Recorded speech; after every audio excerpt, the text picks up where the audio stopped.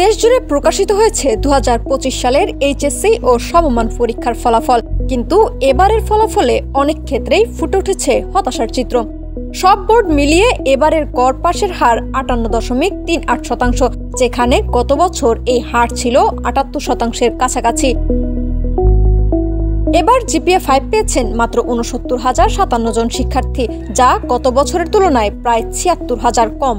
Board ভিত্তিক পরিসংখ্যানে দেখা গেছে ঢাকা শিক্ষা বোর্ড এবারও এগিয়ে রয়েছে 64.82% পাশের হারে। অন্যদিকে সবচেয়ে পিছিয়ে কুমিল্লা বোর্ড, যেখানে পাশের হার মাত্র 48.86%।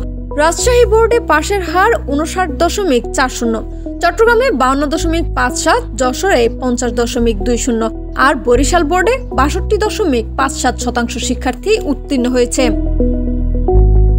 মাদ্রাসা শিক্ষা বোর্ডের চিত্র তুলনামূলকভাবে ভালো। এই বোর্ডে পাশের হার 75.61% এবং জিপিএ 5 পেয়েছেন 4,268 জন। তবে উদ্বেগের বিষয়, এবার 202টি শিক্ষা প্রতিষ্ঠানের একজনও পাশ করেননি, যেখানে গত বছর এমন প্রতিষ্ঠান ছিল মাত্র 65টি।